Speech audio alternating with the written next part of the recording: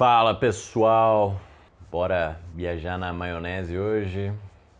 Seja bem-vindo. Eu comecei um episódio anterior falando sobre o retiro masculino na contemporaneidade.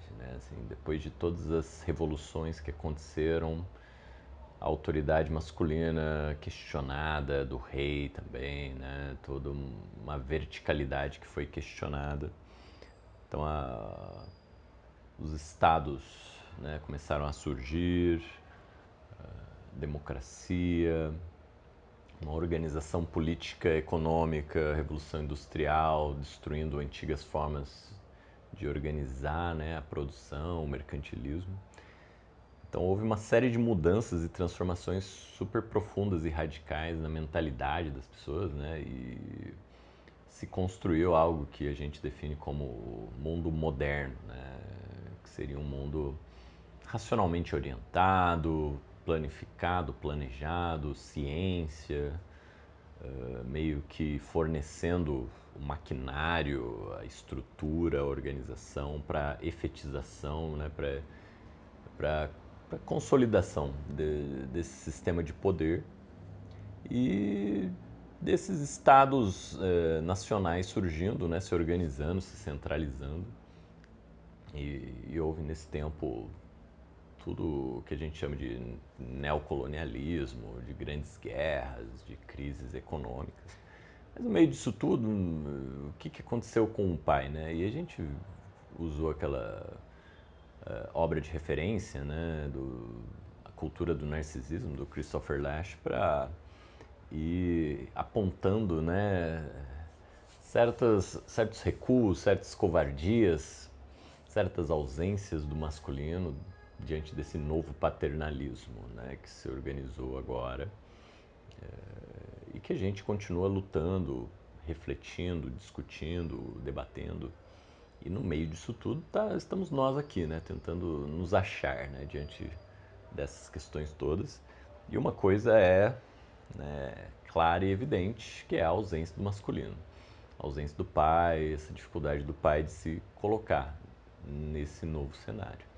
Então, muita gente se queixando dessa ausência do pai, de um pai que desaparece, de um pai que não assume, ou de um pai violento, de um pai que entra de uma forma destrutiva na vida de seus filhos, e na vida da esposa, na vida, enfim, até mesmo da sociedade hoje, com essa questão da extrema-direita, dessa cultura do armamentismo, de uma violência, de uma resposta mais agressiva às questões levantadas em toda essa era das revoluções. Então, uma espécie de retorno, a uma família sagrada, aos valores antigos, o que eles chamam de reacionário, um movimento reacionário. Ou seja, um masculino violento, bruto, estúpido, um masculino completamente esvaziado. E a minha crítica principal foi em torno de apontar como o masculino surfou nessas revoluções e se escondeu atrás das conquistas, dessas lutas, dessas batalhas, tanto do feminismo quanto das minorias, no sentido de abrir caminho nessa sociedade por uma situação mais igualitária. Então, assim, eu gostaria de frisar que o que a gente chama de humanismo, desses valores centrais da modernidade e tudo mais, sempre pressupôs um humano branco, europeu e elitizado. Assim, o resto, a gente fica na dúvida se é humano. E a gente trata de formas bizarras, violentas e bestiais. Então, dentro desse enquadro, a gente começa a questionar então os valores humanistas. E hoje eu gostaria de trazer um pouco dentro dessa crítica que eu já lancei, a respeito desse masculino oportunista, desse masculino covarde, que se retira de cena e explora, digamos assim, esse caos instaurado na contemporaneidade por todos esses conflitos e dissoluções e revoluções, no sentido de curtir a vida e não assumir porra nenhuma. Então, basicamente é isso. O que a psicanálise tem a trazer a respeito da função paterna, isso é um tema que eu acho polêmico também, né? Assim, por quê? Porque uma vez vendo, né, algumas aulas sobre a função paterna, o nome do pai, e aí vai, né? Me ficou claro, na mesma época eu tinha ouvido o vice-presidente general Mourão, né, falar que o problema da família brasileira é a falta do pai, né? Essa ausência do pai. Ou seja, né, o general lá já sacou isso também, né? Mas qual que é o viés que ele dá, né? E quando o psicanalista na aula fala, bom, um dos grandes problemas atuais é a falta da figura paterna, do nome do pai, da função paterna, e que colocando assim que hoje ela não está sendo realizada a contento ou está sendo realizada de forma deficitária, complicada e por aí vai. Dessa aproximação justamente, né, desse discurso meio conservador, reacionário, a partir da própria psicanálise, né, se a gente observar esse, digamos assim, né, um falocentrismo desgueio que a gente tem ali, né, na teoria psicanalítica. Então, que, enfim, né, o estruturalismo lá do Lacan tentou dar uma amenizada, né, uma disfarçada, usando, né, a teoria do significante e tudo mais. Então, eu acredito que, né, a partir deste episódio, vou tentar definir e ir colocando, né, as minhas posições a respeito disso, para que a gente possa entender, digamos assim, quais são as contribuições da psicanálise a respeito da função paterna, mas também quais são os problemas desse ponto de vista. Eu acho que são contribuições muito interessantes, mas eu mantenho essa perspectiva um pouco crítica, né, a respeito ainda desse discurso que se alinha, a meu ver, com um discurso bem reacionário, bem ainda colonizado, né?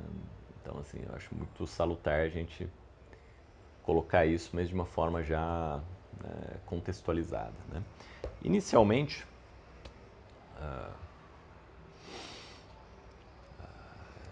eu vou citar que eu acho assim, né? O título que eu pretendo dar vai ser falar da castração e da função paterna, né, na psicanálise. E quais são os reflexos disso, as consequências disso, né? Então, assim, a castração seria uma espécie de separação, né, de divisão, de corte, né? Então, eu vou usar essa metáfora, né, como central aqui para a gente entender por que a função paterna é tão importante e tão organizadora, né? Vou começar usando uma imagem que eu achei no Erich Fromm, se eu não me engano, no Budismo e a Psicanálise, né? Ele vai falar do corte do cordão umbilical, né? E no momento que o médico vai lá, corta o cordão umbilical, a criança ela, né, passa a respirar usando os próprios pulmões, né? Assim, seria um primeiro grito, primeiro respiro, sei lá, né? Não sei da veracidade, da certeza disso, né, médica, tá? Mas assim, eu acho essa imagem muito interessante, muito bonita, porque de qualquer forma ela tem uma verdade que é o seguinte, né? Toda vez que a gente separa-se, né, dessa união fusional com a mãe, por exemplo, né, a criança desperta e ativa uma função dela, né? Ela instala e inicia o processo respiratório dela, a partir do momento que ela deixa de usar o sangue materno que circulava ali naquele cordão umbilical, né? Então esse corte do cordão e essa ativação dos pulmões, entende? Eu acho que é isso que a psicanálise usa como uma ideia central para entender a castração, né? Seria como se fosse uma separação que ativa a singularidade do eu do indivíduo, né? Que dá a ele a sua identidade, que desperta nele as suas potências próprias, as suas potências inatas, vamos dizer, que ele de antemão não conhecia. Por quê? Porque ainda estava conectado com o outro, né? Estava conectado com a mãe, nesse caso, né? Então veja que interessante, né? Como muitas pessoas entendem e encaram a separação, o término, o fim, como o vazio, como a rejeição, como um lugar completamente desvalorizado. Então, e aqui, a partir dessa cena inicial do nascimento e do corte, a gente entende o corte como algo não plenamente destrutivo, mas inclusive formativo e organizador do ponto de vista da criança, né, em relação à mãe. Né? Então ali ela começa a ter um start individual dela, né, a partir do momento que ela se vê sem esse apoio da mãe. Né? Então, desvincular-se seria um processo de amadurecimento. Né? Isso que está implícito nessa ideia da castração, do corte, da separação da mãe. Isso seria o primeiro ponto, né? Essa primeira imagem, só para vocês entenderem o que é castração, meio que significa para a psicanálise, né? Por que ela é tão importante. Muita gente vai entender a castração pelo medo da castração, pelo complexo da castração, né? Que Freud vai definir, vai construir. Mas eu acho essa imagem do Erich Fromm muito mais clara, né? Muito mais didática pra gente. Né? O Lacan vai ter no nome do pai uma função de ancoragem da linguagem, né? Que eu vou ler alguns trechos da Enciclopédia de Psicanálise, que diz, que comenta esse corolário do nome do pai. Né? Vai dizer que Lacan criou esse termo em 1953, usando como referência o Lévi-Strauss nas estruturas elementares do parentesco.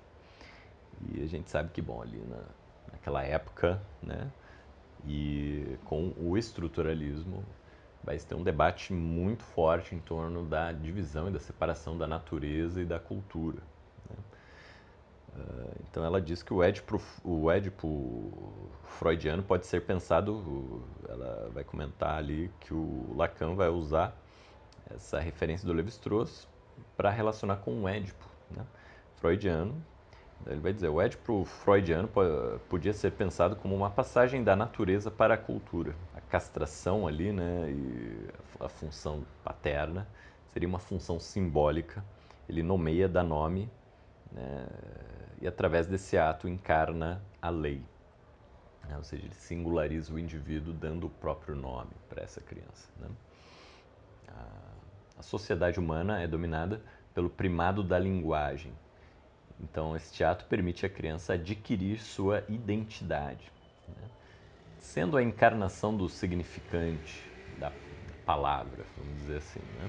Por chamar o filho por seu nome, o pai intervém junto a este como privador da mãe, dando origem ao ideal do eu na criança. Né?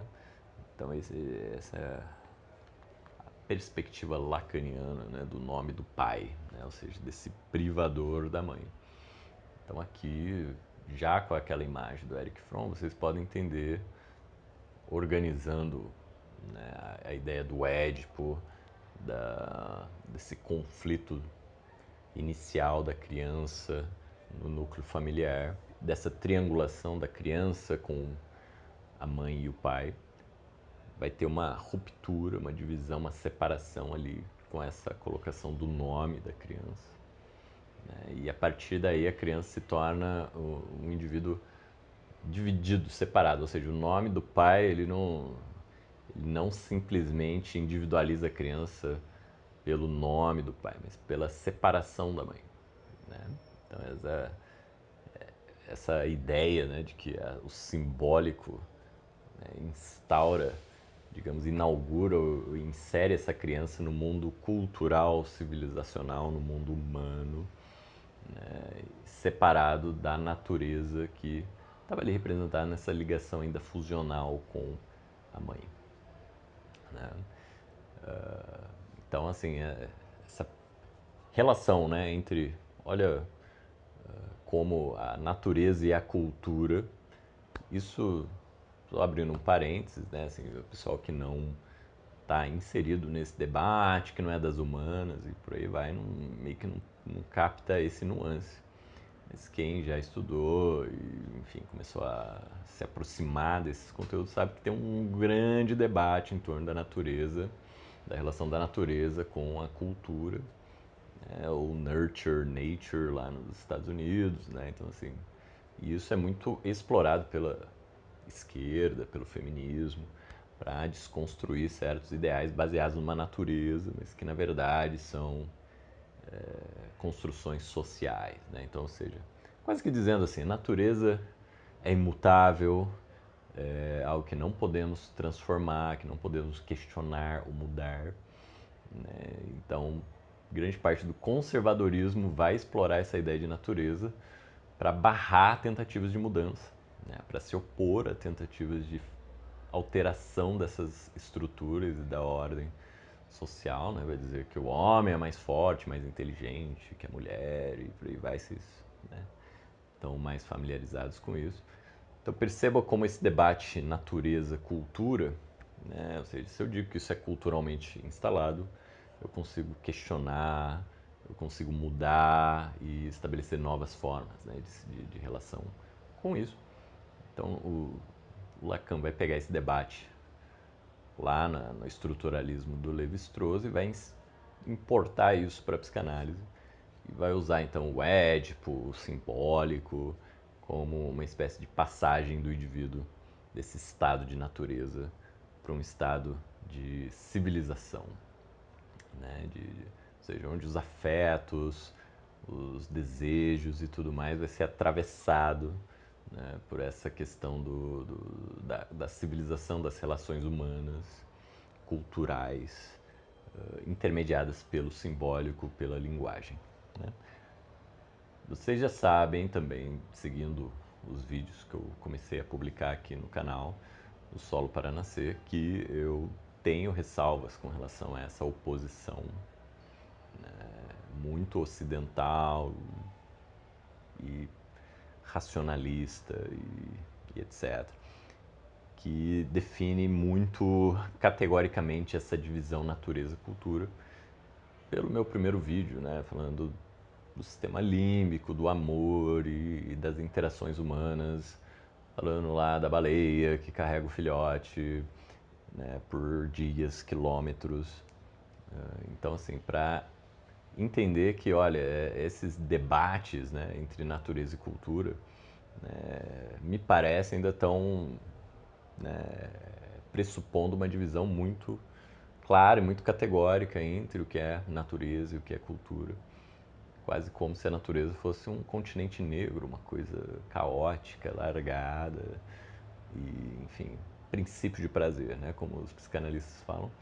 Isso para mim não faz sentido nenhum, né? Eu acho que muito da nossa cultura é cortado pela natureza, né? E a natureza também participa ativamente da nossa cultura, das organizações humanas e das relações familiares, da nossa relação com o ambiente que a gente vive, né? Então essa divisão para mim não é muito categórica, então para mim não faz todo esse sentido que o Lacan vai dar o nome do pai, né? Assim, né? Tipo, uau, né? Como se essa função simbólica fosse o que tornasse aquele bebê selvagem um pedaço de carne, como, né, os psicanalistas costumam falar, em um ser então humanizado, civilizado, colonizador fodástico, que é diferente de todos aqueles selvagens que estão ali, né, em estado de natureza, que podem logo, né, serem trucidados e, enfim, né, eliminados e limpos desse território para que a gente então instale um humano genuíno nesse espaço que a gente chama de Américas, por aí vai, né? Então, depois dessa digressão, dessa situação aqui de situar esses conceitos, eu espero que vocês entendam aí pelo menos essa ideia psicanalítica, né, de entender a função e o papel do pai nessa transição para a linguagem, né, de dar um nome próprio para essa criança, é fazê-la sair da mãe, né, fazer desvincular, cortar essa relação materna e aí dar a ela então um status diferente, né? Então, para Lacan, a linguagem seria esse fator civilizatório fundamental, né, que nos separa da natureza. Quando isso não acontece, a criança se perde, né, nessa relação com a mãe e ela então não se constitui enquanto indivíduo, se tornando então psicótica, né? Que é, digamos, dos grandes questões ali, né, da mãe que psicotiza o filho, engolfa o filho, exclui, fora clui, aí vai. O papel do pai é quase que uma alienação parental lá na psicanálise, né? Muito interessantes relações que a psicanálise vai fazer, né, com essa função da linguagem, né? Porque percebe-se na clínica com os psicóticos que eles têm uma capacidade de metaforizar muito limitada, né? Ou seja, é um discurso quase que literal, né? Então, ou seja, como que a nossa relação com a linguagem vai falar da nossa relação com as estruturas psíquicas, né, de como o indivíduo se constitui. Outro aspecto que eu gostaria de frisar aqui seria a diferença entre frustração e castração, que eu acho interessantíssimo, e isso eu tirei da Doutor, né, da Françoise Doutor, que é uma psicanalista francesa, né, que tratava de crianças, e ela vai falar relacionando o desmame e a fala, né, novamente, lembrando aquela imagem do Erich Fromm. Você pode, né, pensar que para Doutor o desmame era um momento, uma fase fundamental para que a criança comece a entrar no universo simbólico, né? Então vejam vocês aí, enfim, né, as cenas que vocês acompanham das crianças desmamando e por aí vai. Então haveria esse embate, né, entre frustrar a criança e privá-la do seio, né, e ao mesmo tempo, isso que eu acho interessantíssimo, né, encaminhar a criança para uma linguagem, para uma função linguística, vamos dizer assim, ou seja, encher a boca, em vez do seio e do leite materno, encher a boca de símbolos, de linguagem, de palavras, né? Olha então como a psicanálise francesa vai encarar a frustração, né, como uma espécie de função simbolizadora, né, assim, onde cada espaço vazio do corte vai sendo preenchido por simbolização, e eles entendem isso como uma coisa saudável, organizadora e benéfica para o bebê. Então, assim, o desmame, e isso eu acho que para mim seria uma frustração, né? Seria simplesmente impor à criança a privação do seio, né?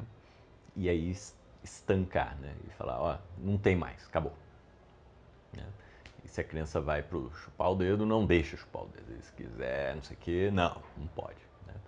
Tem que vencer essa etapa, né? Você tem que encarar a frustração, né? Lidar com ela, por aí vai. Então essa perspectiva frustrante, né, se diferencia da castração, por quê? Porque a castração seria a frustração com uma condução. Isso que eu acho muito legal, né, doutor, dessa diferenciação. Como assim condução? Doutor toda hora ali na clínica dela vai falar, olha, você não tem o seio, mas você pode falar sobre a falta que o seio te dá, o que você sente agora, que raiva, enfim, que mal-estar, o que você gostaria de ter no lugar do seio da mãe. Assim, ela vai conduzindo a falta, a frustração para outras formas de satisfação, né? Então, ou seja, a frustração ela não estanca o movimento desejante da criança, né? Ela reconduz, relança ela no universo simbólico, civilizacional, cultural, por aí vai. Um pouco diferente da sublimação, né? Que seria transformar automaticamente esta energia erótica em coisas civilizadas, né? Seria um salto automático, né?